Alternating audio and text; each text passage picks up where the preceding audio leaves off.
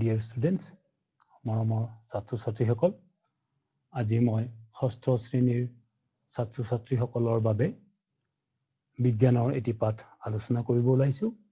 আশা কৰিছো তোমালোক সকলোৱে ঘৰতে থাকি মনোযোগ দি শুনিবা আৰু যিখিনি দৰকাৰী কথা সেইখিনি বহীত লিখি ৰাখিবা।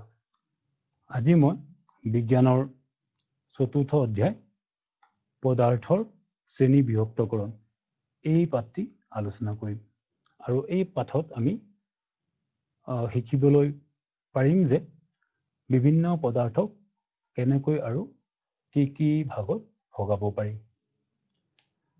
প্ৰথমে আমি জানো আহা বস্তু আৰু পদাৰ্থ মানে কি। বস্তু, তোমালোকে যদি তোমালোকৰ চাৰিওফালে চোৱা তেনেহলে কি দেখিবা? তোমালোকে দেখিবা যে তোমালোকৰ চাৰিওফালে চকী, মেজ, গৰু গাড়ী, মটৰ গাড়ী, ৰন্ধনৰ বাচন বৰ্তন আৰু বহুতো। তোমালোক যদি ঘৰৰ ভিতৰত থকা তেনেহলে চকী, মেজ, কিতাপ, কলম আৰু বহুতো দেখিবলৈ পাবা। তাৰোপৰি তোমালোক যদি ঘৰৰ বাহিৰত থকা তেনেহলে ঘৰৰ দুৱাৰ, খিৰিকী, টিং আৰু বহুতো এনেকুৱা সামগ্ৰী দেখিবলৈ পাবা। আৰু যদি বজাৰত থকা তেনেহলে চাইকেল, মটৰ চাইকেল, দোকানত পোৱা বিভিন্ন খোৱা সামগ্ৰী বা আন সামগ্ৰী দেখিবলৈ পাবা। এই সকলোবোৰকে কি বুলি কোৱা হয়? বস্তু। তাৰ মানে আমাৰ চাৰিওফালে যিবোৰ দৃশ্যমান হৈ থাকে সেইবোৰে হ'ল বস্তু। তোমালোকে তোমালোকৰ চাৰিওফালে যি দেখা পোৱা সেই সকলোবোৰকে আমি বস্তু বুলি ক'ব পাৰো। এতিয়া এই সকলোবোৰ বস্তু আকৌ কিছুমান পদাৰ্থৰে তৈয়াৰী আৰু এই বস্তুবোৰ যিহে তৈয়াৰী সেইবোৰকে আমি পদাৰ্থ বুলি কওঁ। এতিয়া তোমালোকে নিশ্চয় ধৰিব পাৰিছা যে বস্তু আৰু পদাৰ্থ মানে কি। এতিয়া আমাৰ চাৰিওফালে থকা বস্তুবোৰ যদি আমি এই বস্তুবোৰৰ পৰা যদি আমি এখন তালিকা প্ৰস্তুত কৰো, কেনেকুৱা তালিকা? গোলাকাৰ বস্তুৰ তালিকা। আমি আমাৰ চাৰিওফালৰ বস্তুবোৰৰ পৰা যদি আমি গোলাকাৰ বস্তুৰ তালিকা প্ৰস্তুত কৰো তেনেহলে এই গোলাকাৰ বস্তুৰ তালিকাত কি অন্তৰ্ভুক্ত হ'ব? আমি তেতিয়া দেখিবলৈ পাম যে এই গোলাকাৰ বস্তুৰ তালিকাত অন্তৰ্ভুক্ত হৈছে ক্ৰিকেট বল, ফুটবল, মাৰ্বল, তাৰোপৰি আপেল, কমলা, আনকি মাটিৰ কলহো অন্তৰ্ভুক্ত হৈছে। ধৰিব পাৰিছা নহয়? গোলাকাৰ বস্তুৰ তালিকা যদি আমি বনাওঁ তেনেহলে এই তালিকাত কি বস্তু অন্তৰ্ভুক্ত হ'ব?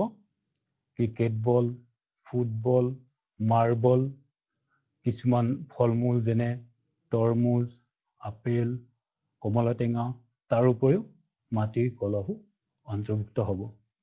এতিয়া আমি আন এখন যদি তালিকা বনাওঁ যেনে খোৱা খাদ্য সমূহৰ তালিকা, এই খোৱা খাদ্য সমূহৰ তালিকাত কি অন্তৰ্ভুক্ত হ'ব?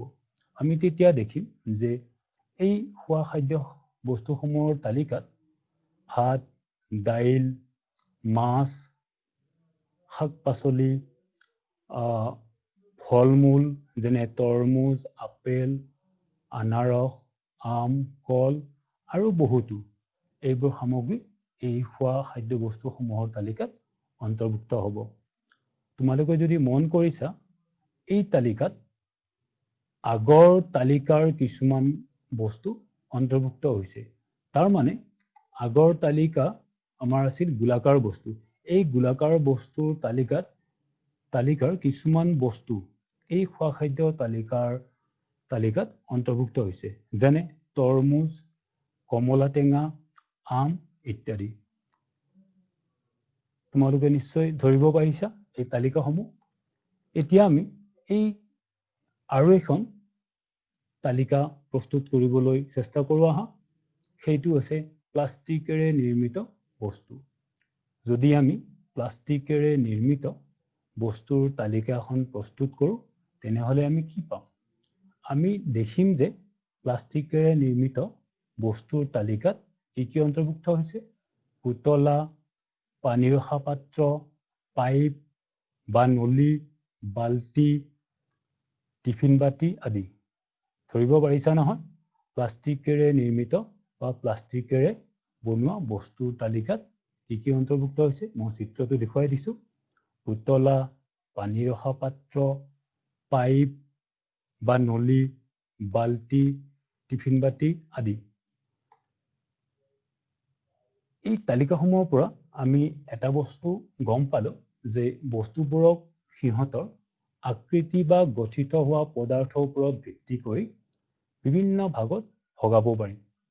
আমাৰ চাৰিওফালৰ বস্তুবোৰক সিহঁতৰ আকৃতি বা আকাৰৰ বা যি পদাৰ্থৰে গঠিত হৈছে বা তৈয়াৰ হৈছে তাৰ ওপৰত ভিত্তি কৰি বিভিন্ন ভাগত ভগাব পাৰি। এতিয়া আমি চাওঁচোন আমাৰ চাৰিওফালৰ বস্তুবোৰ কিহেৰে গঠিত? আমাৰ চাৰিওফালৰ বস্তুবোৰ এক বা একাধিক পদাৰ্থৰে গঠিত। আমি আগতেই পাইছিলোঁ যে পাঠৰ আৰম্ভণিতে পাইছিলোঁ যে বস্তুবোৰ পদাৰ্থৰে গঠিত। আমাৰ চাৰিওফালে থকা বস্তুবোৰ কিহেৰে গঠিত? পদাৰ্থৰে গঠিত। আৰু এই বস্তুবোৰ আকৌ কিছুমান বস্তু এটা পদাৰ্থৰে গঠিত আৰু আন কিছুমান বস্তু আকৌ একাধিক পদাৰ্থৰে গঠিত। যেনে আমি এটা উদাহৰণৰ সৈতে বুজিবলৈ চেষ্টা কৰোঁ। যেনে চকী বা মেজ কাঠেৰে নিৰ্মিত। চকী বা মেজ কাঠেৰে নিৰ্মিত, সেই কাঠ হ'ল এটা পদাৰ্থ। ঠিক একেদৰে গজাল লোৰে নিৰ্মিত, সেই লো এটা পদাৰ্থ। ঠিক তেনেকৈ আমি ক'ব পাৰোঁ যে আমি শীতকালত ঠাণ্ডা দিনত পৰিধান কৰা চুৱেটাৰ কিহেৰে তৈয়াৰী? ঊণেৰে। গতিকে ঊণ হ'ল এটা এবিধ পদাৰ্থ। এতিয়া আমি আৰু কিছুমান পদাৰ্থৰ উদাহৰণ জানিবলৈ চেষ্টা কৰোঁ আহা। আমি পদাৰ্থৰ যদি উদাহৰণ দিওঁ তেনেহ'লে কি পাওঁ?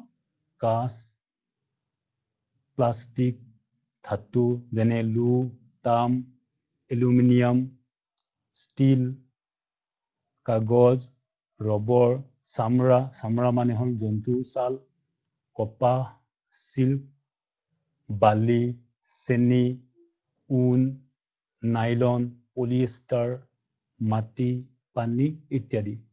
ধৰিব পাৰিছা নহয়? কিছুমান পদাৰ্থৰ উদাহৰণ যেনে কাঠ, কাঁচ, প্লাষ্টিক, ধাতু, লো, ধাতুৰ ভিতৰত লো, তাম, এলুমিনিয়াম, ৰূপ, ষ্টীল। ঠিক তেনেকৈ কাগজ, ৰবৰ, চামৰা, কপাহ, চিল্ক, বালি, চেনি, ঊণ, নাইলন, পলিয়েষ্টাৰ আৰু বহুতো। এতিয়া আমি জানিম আহা পদাৰ্থ কেই প্ৰকাৰৰ। আমি পদাৰ্থক দুটা ভাগত ভগাব পাৰোঁ। এবিধ হ'ল প্ৰাকৃতিক পদাৰ্থ আৰু আনবিধ হ'ল মানৱ সৃষ্ট পদাৰ্থ।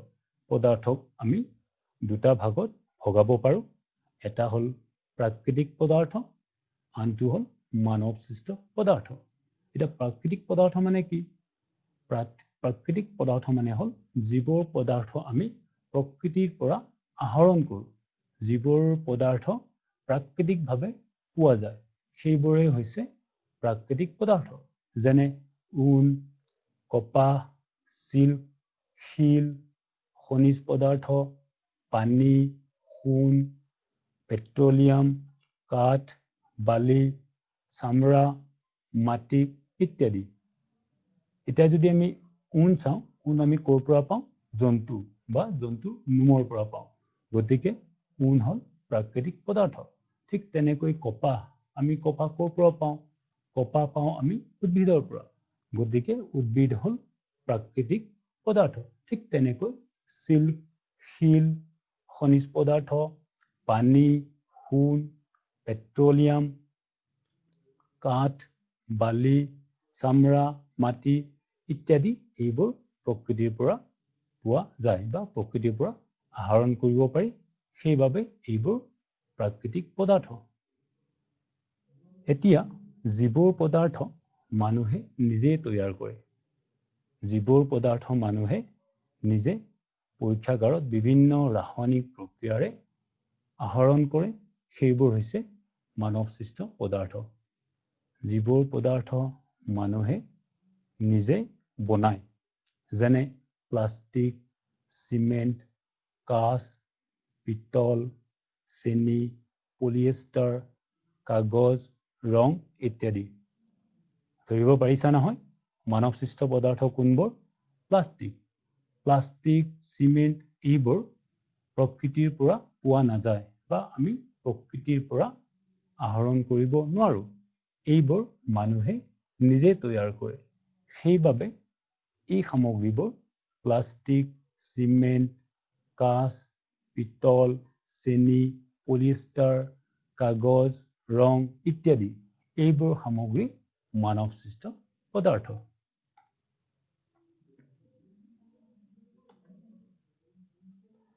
এতিয়া চাওঁ আহা বিভিন্ন পদাৰ্থৰে গঠিত বস্তু এটা যে বিভিন্ন পদাৰ্থৰে বনাব পাৰি সেই বিষয়ে আলোচনা কৰোঁ আহা আমি এটা উদাহৰণ লওঁ পানী খোৱা গিলাচ এটা বস্তু আমি প্ৰতিদিনেই ব্যৱহাৰ কৰোঁ এই পানী খোৱা গিলাচ আকৌ বিভিন্ন পদাৰ্থৰে বনোৱা হয় বা বনাব পাৰি যেনে প্লাষ্টিক কাঁচ ষ্টীল পিতল ৰূপ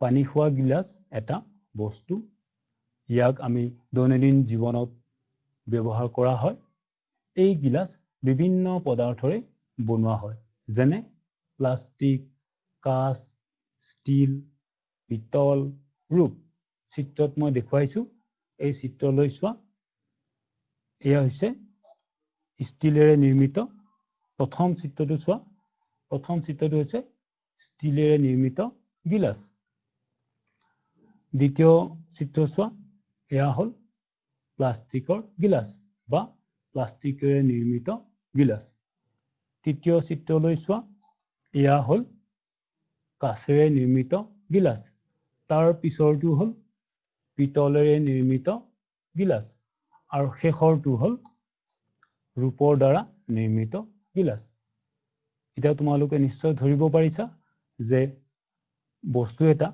বিভিন্ন পদাৰ্থৰে যে বনাব পাৰি সেই কথা আমি ইয়াৰ পৰা গম পালো আৰু কিছুমান উদাহৰণ আমি চাওঁ আহা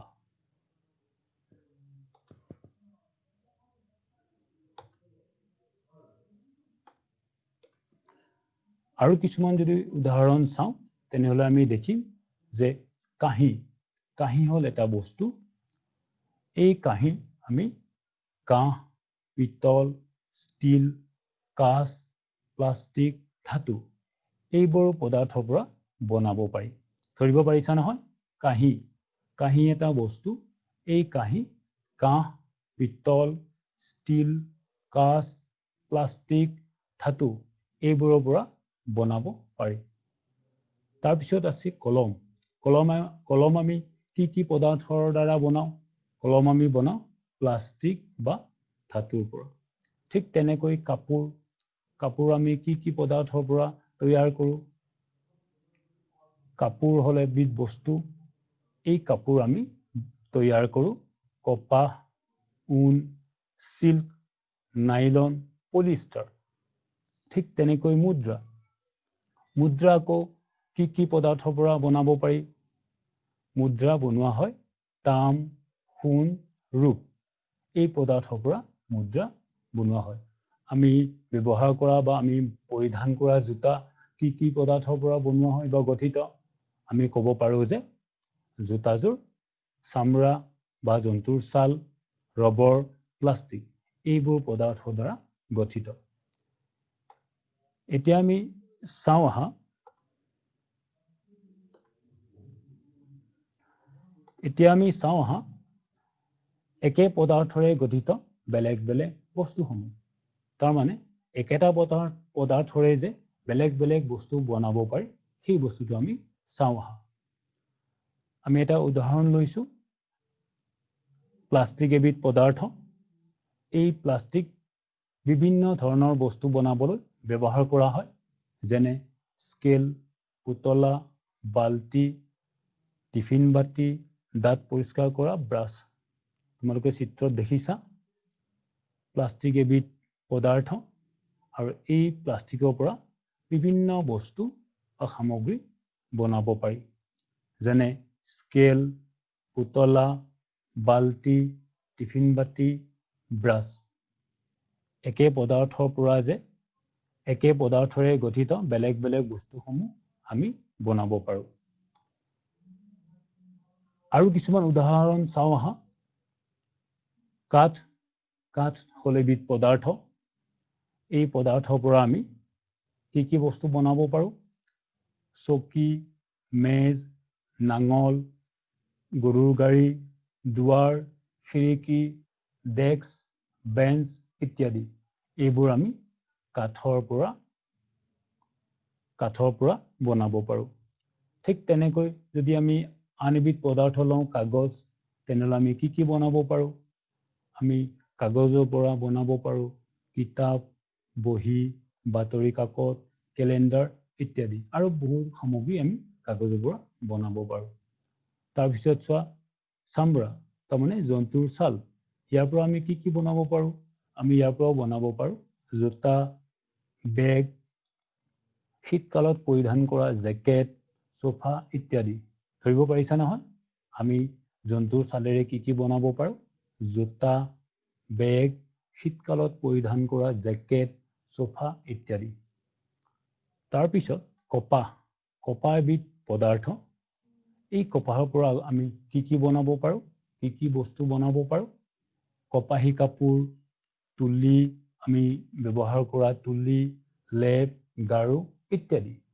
গতিকে আমি গম পালোঁ যে একেটা পদাৰ্থৰে কি ভিন ভিন বস্তু আমি বনাব পাৰোঁ। এতিয়া এই তালিকাসমূহৰ পৰা আমি কি গম পালোঁ? এই যে আমি বিভিন্ন তালিকা পালোঁ, এই তালিকাবোৰৰ পৰা আমি কি গম পালোঁ?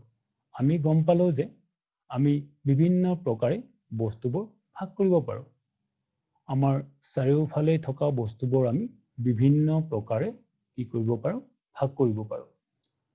আমাৰ চাৰিওফালে পোৱা বস্তুবোৰ বিভিন্ন পদাৰ্থৰে গঠিত। আমি যিবোৰ বস্তু পাওঁ আমাৰ চাৰিওফালে সেইবোৰ বিভিন্ন পদাৰ্থৰে গঠিত। কেতিয়াবা কোনো এটা বস্তু কেৱল এটা পদাৰ্থৰে গঠিত হ'ব পাৰে আৰু কেতিয়াবা বহুত পদাৰ্থৰে গঠিত হ'ব পাৰে। কেতিয়াবা এটা বস্তু কেৱল এটা পদাৰ্থৰে গঠিত হ'ব পাৰে। তাৰ মানে বস্তুবোৰ এটা পদাৰ্থৰেও গঠিত হ'ব পাৰে বা একাধিক পদাৰ্থৰেও গঠিত হ'ব পাৰে। একেটা পদাৰ্থ বিভিন্ন বস্তু প্ৰস্তুত কৰোঁতেও ব্যৱহাৰ কৰিব পাৰি। আমি এটা পদাৰ্থৰ পৰা যে ভিন ভিন বস্তু বনাব পাৰোঁ সেই বিষয়ে আমি গম পালোঁ। এতিয়া চাওঁ আহা পদাৰ্থৰ ধৰ্ম। আমি পদাৰ্থৰ ধৰ্ম আলোচনা কৰাৰ আগতে আমি দুটা প্ৰশ্ন উত্তৰ বিচাৰিবলৈ চেষ্টা কৰোঁ আহা। প্ৰশ্ন দুটা হ'ল, তাৰে প্ৰথমটো হ'ল, তোমালোকে কেতিয়াবা ভাবি চাইছানে যে পানী খোৱা গিলাচ কিয় কাপোৰেৰে তৈয়াৰ কৰা নহয় বা ৰন্ধা বঢ়া বাচনবোৰ কিয় কাগজেৰে প্ৰস্তুত কৰা নহয়? তোমালোকে ক'বা যে পানী খোৱা গিলাচ কাপোৰেৰে তৈয়াৰ কৰিবই নোৱাৰি বা ৰন্ধা বঢ়া বাচনবোৰ কাগজেৰেও কেনেকৈ প্ৰস্তুত কৰিব নোৱাৰি। এতিয়া কিয় নোৱাৰি?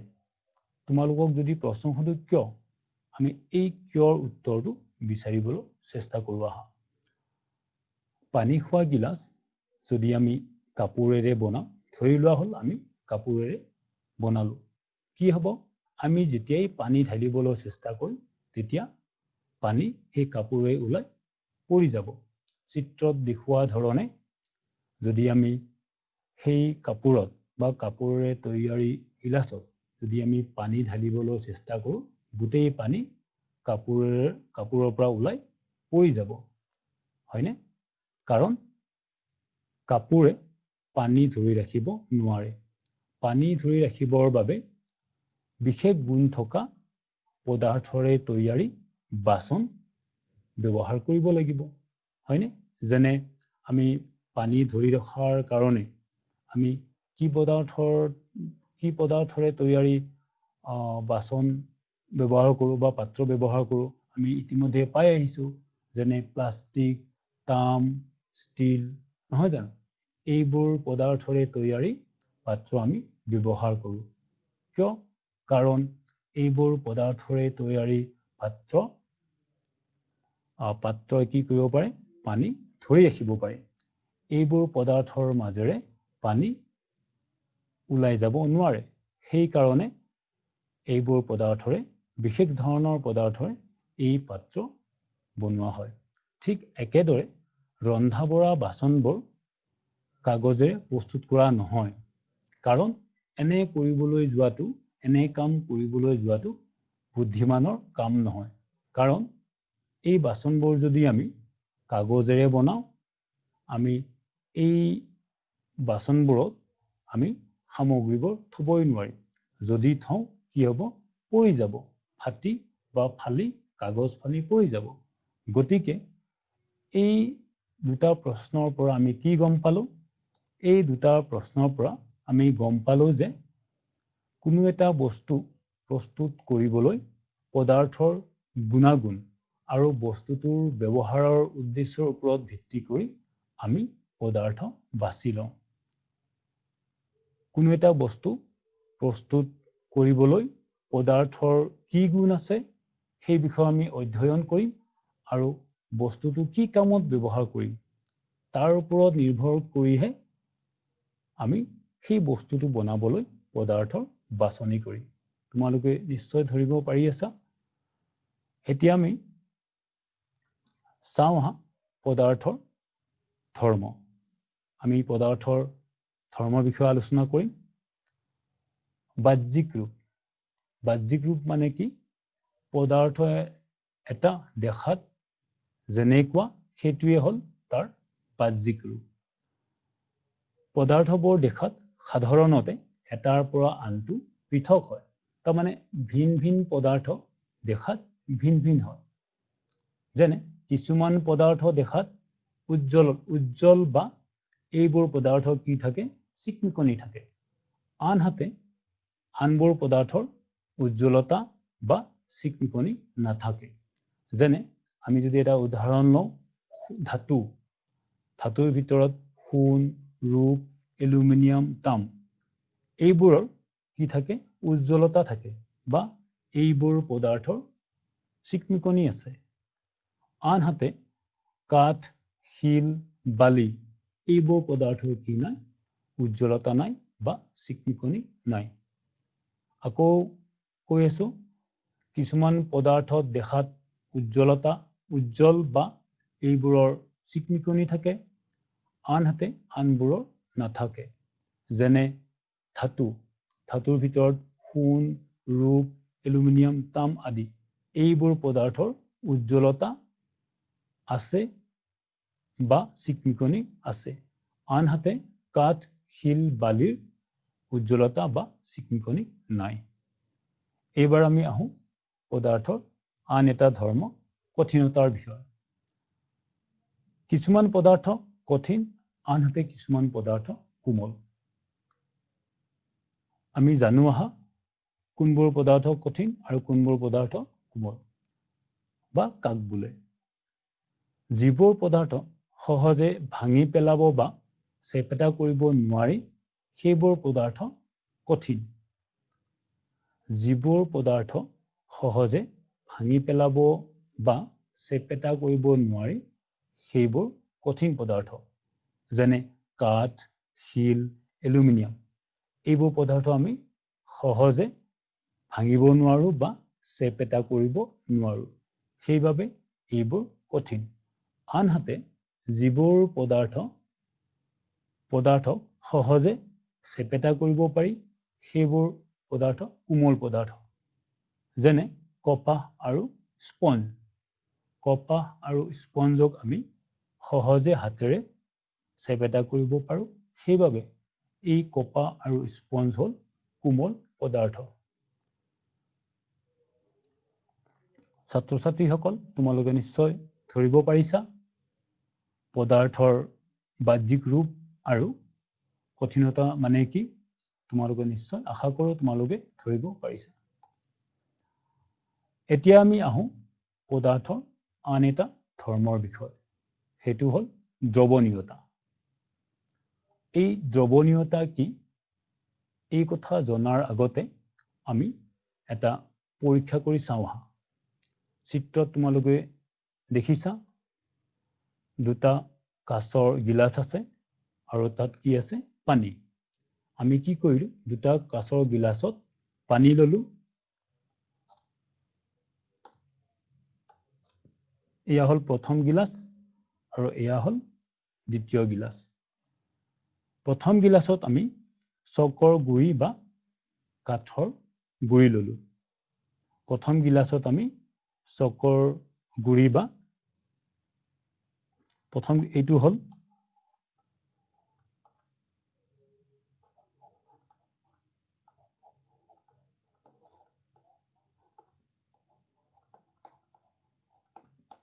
প্ৰথম গিলাচত আমি চক বা কাঠৰ গুড়ি ললো আৰু দ্বিতীয় গিলাচত পানীৰ সৈতে আমি কি কৰিলো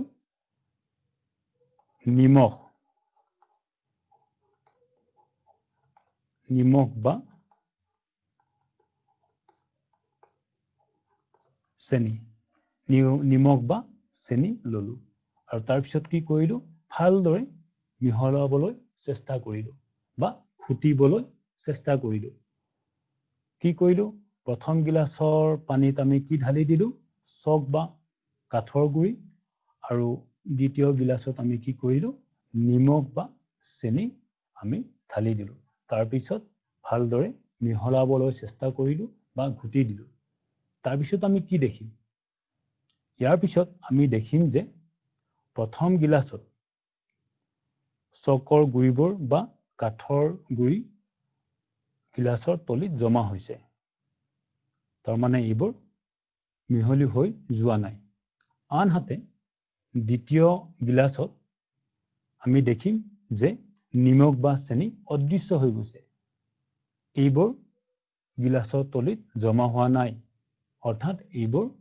পানীত সম্পূৰ্ণভাৱে মিহলি হৈছে ইয়াৰ পৰা আমি গম পালো যে কিছুমান পদাৰ্থ পানীত দ্ৰৱীভূত হয় বা মিহলি হয় সম্পূৰ্ণভাৱে আৰু আন কিছুমান পদাৰ্থ বা দ্ৰব্য পানীত সম্পূৰ্ণভাৱে বা মিহলি নহয় বা দ্ৰৱীভূত নহয় এতিয়া আমি ক'ব পাৰো যে যিবোৰ দ্ৰব্য পানীত দ্ৰৱীভূত হয় সেইবোৰক দ্ৰৱণীয় দ্ৰব্য বুলি কোৱা হয় আৰু যিবোৰ পদাৰ্থ পানীত দ্ৰৱীভূত নহয় বা অদৃশ্য নহয় সেইবোৰ পদাৰ্থক পানীক বা সেইবোৰ দ্ৰব্যক পানীত অদ্ৰৱণীয় দ্ৰব্য বুলি কোৱা হয় আকৌ কৈ আছো চোৱা কিছুমান দ্ৰব্য পানীত সম্পূৰ্ণভাৱে অদৃশ্য হয় বা দ্ৰৱীভূত হয় যেনে চেনি নিমখ ভিনেগাৰ নেমু ৰস এই সকলোবোৰ দ্ৰব্য পানীত কি হয় দ্ৰৱীভূত হয় বা পানীত দিলে অদৃশ্য হয় এনে ধৰণৰ দ্ৰব্যক আমি কি বুলি কওঁ পানীত দ্ৰৱণীয় বুলি কওঁ আনহাতে কিছুমান দ্ৰব্য পানীত মিহলি নহয় বা দ্ৰৱীভূত নহয় তেনে দ্ৰব্যবোৰক আমি কি বুলি কওঁ পানীত অদ্ৰৱণীয় দ্ৰব্য বুলি কওঁ যেনে বালি চক গুড়ি কাঠৰ গুড়ি আদি তোমালোকে নিশ্চয় ধৰিব পাৰিছা যে পদাৰ্থৰ দ্ৰৱণীয়তা মানে কি কিছুমান পদাৰ্থ দ্ৰৱণীয় আৰু আন কিছুমান পদাৰ্থ অদ্ৰৱণীয়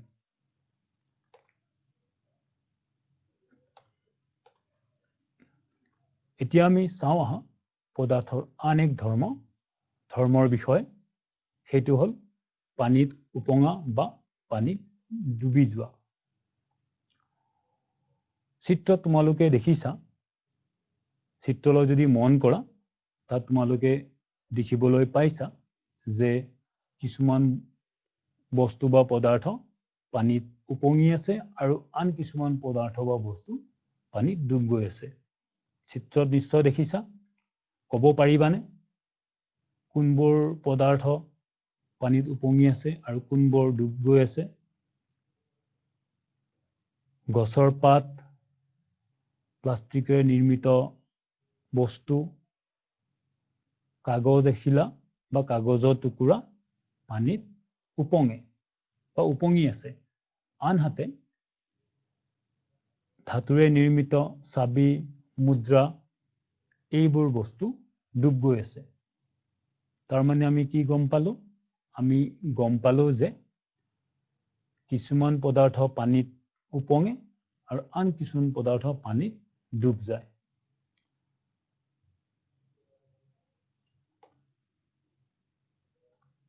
এতিয়া আমি আহো পদাৰ্থ আন এটা ধৰ্ম স্বচ্ছতাৰ বিষয়ে আমি এতিয়া পদাৰ্থৰ স্বচ্ছতাৰ ধৰ্মৰ বিষয়ে আলোচনা কৰি তাৰ আগতে তোমালোকে চিত্ৰলৈ মন কৰা চিত্ৰত তোমালোকে কি দেখিছা এই চিত্ৰ হল খিৰিকী এখনৰ চিত্ৰ আমি আৰু এই চিত্ৰত এই খিৰিকীত তোমালোকে কি দেখিবলৈ পাইছা খিৰিকীত কাঁচ লগোৱা আছে হয়নে এই খিৰিকীত কি লগোৱা আছে কাঁচ এতিয়া তোমালোকে ক'ব পাৰিবানে এই খিৰিকীত কিয় কাঁচ লগোৱা আছে বা আমাৰ ঘৰৰ খিৰিকীবোৰত কাঁচ কিয় লগোৱা হয় উত্তৰটো হ'ব যে আমি ঘৰৰ ভিতৰৰ পৰা বাহিৰত চাবলৈ আমি কাঁচ ব্যৱহাৰ কৰোঁ বা খিৰিকীত কাঁচ লগাওঁ আমি যাতে ঘৰৰ ভিতৰতে থাকি বাহিৰৰ বস্তুখিনি দেখা পাওঁ তাৰ বাবে আমি কাঁচ লগাওঁ তাৰমানে এই কাঁচৰ সহায়েৰে যে আমি বাহিৰত চাব পাৰিলো সেইকাৰণে এই কাঁচ হ'ল স্বচ্ছ পদাৰ্থ এতিয়া আমি ক'ব পাৰোঁ যে যি পদাৰ্থৰ মাজেদি বস্তু চাব পাৰি সেইবোৰ পদাৰ্থক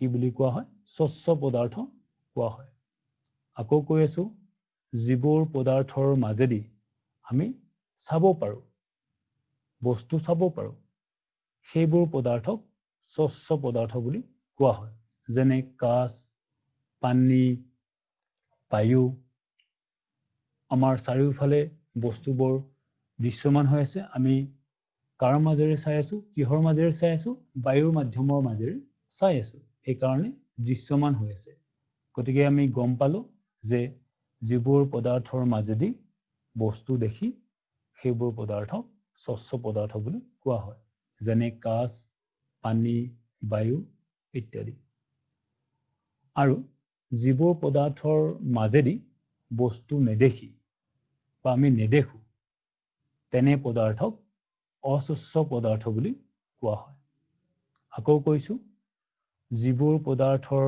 মাজেদি আমি বস্তু নেদেখো সেইবোৰ পদাৰ্থক অস্বচ্ছ পদাৰ্থ কোৱা হয়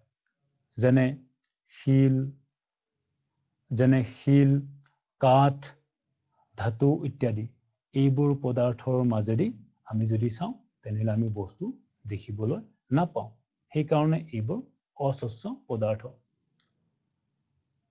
এতিয়া আমি জানো আহা ইষৎ স্বচ্ছ পদাৰ্থৰ বিষয়ে কিছুমান পদাৰ্থৰ মাজেদি চালে আমি অস্পষ্ট দেখো স্পষ্টভাৱে আমি দেখা নাপাওঁ সেইবোৰ পদাৰ্থক কি বুলি কোৱা হয় ইষৎ স্বচ্ছ পদাৰ্থ ধৰিব পাৰিছা নহয় কিছুমান পদাৰ্থৰ মাজেৰে আকৌ চালে কি হয় আমি বস্তুবোৰ স্পষ্টভাৱে দেখা নাপাওঁ বা অস্পষ্ট দেখা পাওঁ সেইবোৰ পদাৰ্থক ইষৎ স্বচ্ছ পদাৰ্থ বুলি কোৱা হয় উদাহৰণস্বৰূপে আমি যদি কাগজ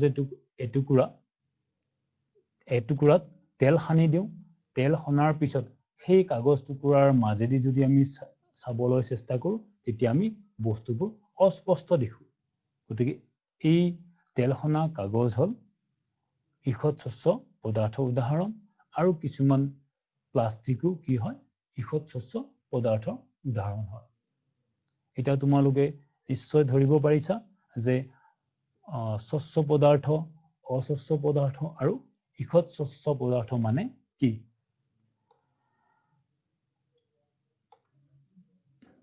এতিয়া আমি জানো আহা আমি এই পাঠটোৰ পৰা কি কি শিকিলো। আমি এটা এটাকৈ জানিবলৈ চেষ্টা কৰো আহা। আমি এই পাঠটোৰ পৰা গম পালো যে আমাৰ চাৰিওফালৰ বস্তুবোৰ বিভিন্ন ধৰণৰ পদাৰ্থৰে গঠিত। আমি যিবোৰ পদাৰ্থ, যিবোৰ বস্তু আমাৰ চাৰিওফালে দেখি আছো, সেইবোৰ বস্তুবোৰ বিভিন্ন পদাৰ্থৰে গঠিত। কোনো এটা পদাৰ্থ বহু সংখ্যক বস্তু প্ৰস্তুত কৰাত ব্যৱহাৰ কৰিব পাৰি। এইটো সম্ভৱ যে কোনো এবিধ বস্তু এটা বা বিভিন্ন পদাৰ্থৰে গঠিত হ'ব পাৰে।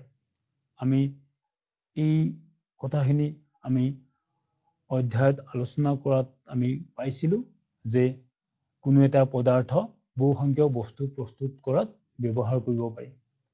তাৰমানে এটা পদাৰ্থ বিভিন্ন বস্তু প্ৰস্তুত কৰোঁতে ব্যৱহাৰ কৰা হয়, হয়নে? ঠিক তেনেকৈ এইটোও সম্ভৱ যে কোনো এবিধ বস্তু এটা বা বিভিন্ন পদাৰ্থৰে গঠিত হ'ব পাৰে। তাৰপিছত আমি গম পালো বিভিন্ন ধৰণৰ পদাৰ্থ, বিভিন্ন ধৰ্ম আছে। বিভিন্ন ধৰণৰ পদাৰ্থৰ বিভিন্ন ধৰ্ম আছে। তাৰমানে ভিন ভিন পদাৰ্থৰ ধৰ্মও ভিন ভিন। কিছুমান পদাৰ্থ দেখাত উজ্জ্বল, আনহাতে আনবোৰ নহয়। আমি পাইছিলো কিছুমান পদাৰ্থ দেখাত উজ্জ্বল আৰু কিছুমান উজ্জ্বল নহয়, বা কিছুমান পদাৰ্থৰ চিকমিকনি আছে আৰু কিছুমানৰ নাই। কিছুমান বস্তু সহতা আৰু কিছুমান মসৃণ, তাৰমানে মিহি। সেইদৰে কিছুমান পদাৰ্থ টান আৰু কিছুমান কোমল। আমি পাইছিলো যে কিছুমান পদাৰ্থ টান হয় আৰু কিছুমান পদাৰ্থ কোমল। কিছুমান পদাৰ্থ পানীত দ্ৰৱীভূত হয় আৰু কিছুমান নহয়। আমি এইটোও পাইছিলো যে যিবোৰ পদাৰ্থ পানীত বা যিবোৰ দ্ৰব্য পানীত দ্ৰৱীভূত হয়, সেইবোৰ পদাৰ্থক আমি পানীত দ্ৰৱণীয় দ্ৰব্য বুলি কওঁ। আৰু আনহাতে যিবোৰ দ্ৰব্য পানীত দ্ৰৱীভূত নহয় বা অদৃশ্য নহয়, সেইবোৰক আমি অদ্ৰৱণীয়, পানীত অদ্ৰৱণীয় বুলি কওঁ।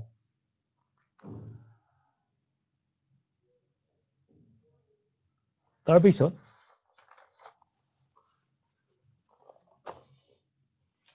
কিছুমান পদাৰ্থ যেনে কাঁচ স্বচ্ছ, আন কিছুমান যেনে কাঠ, ধাতু অস্বচ্ছ। আমি এইটোও পাইছিলো যে কিছুমান পদাৰ্থ স্বচ্ছ পদাৰ্থ আৰু কিছুমান অস্বচ্ছ পদাৰ্থ। আৰু পাইছিলো আমি কিছুমান পদাৰ্থ আকৌ ঈষৎ স্বচ্ছ পদাৰ্থ, যি পদাৰ্থৰ মাজেৰে চালে বস্তুবোৰ অস্পষ্ট দেখি, সেইবোৰ হৈছে ঈষৎ স্বচ্ছ পদাৰ্থ। আকৌ আমি পালো যে পদাৰ্থসমূহ সিহঁতৰ ধৰ্মৰ সাদৃশ্যতা আৰু ভিন্নতাৰ ওপৰত ভিত্তি কৰি বিভিন্ন ভাগত বিভক্ত কৰা হয়। পদাৰ্থসমূহক সিহঁতৰ ধৰ্মৰ সাদৃশ্যতা আৰু ভিন্নতাৰ ওপৰত ভিত্তি কৰি বিভিন্ন ভাগত বিভক্ত কৰা হয়। আৰু তাৰপিছত আমি পালো আন কিছুমান সুবিধাৰ বাবে আৰু বস্তুবোৰৰ ধৰ্মৰ বিষয়ে অধ্যয়ন কৰিবলৈ সিহঁতক ভাগে ভাগে অন্তৰ্ভুক্ত কৰা হয়। গতিকে আমি এই পাঠটিৰ পৰা আমি এইখিনি বস্তু গম পালো। ছাত্ৰ ছাত্ৰীসকল, আশা ৰাখিছো তোমালোকে মই যিখিনি তোমালোকক বুজাইছো বা আলোচনা কৰিছো, সেইখিনি তোমালোকে নিশ্চয় ধৰিব পাৰিছা, বুজিব পাৰিছা। আশা কৰো এই অনুষ্ঠান তোমালোকে বা এই অনুষ্ঠানৰ জৰিয়তে তোমালোকে বিভিন্ন বিষয়ত প্ৰতিদিনে নিয়মিতভাৱে এই অনুষ্ঠান উপভোগ কৰি বিভিন্ন বিষয়ত শিক্ষা গ্ৰহণ কৰিবা। আৰু আজি এইখিনিতে সমাপ্ত। ধন্যবাদ।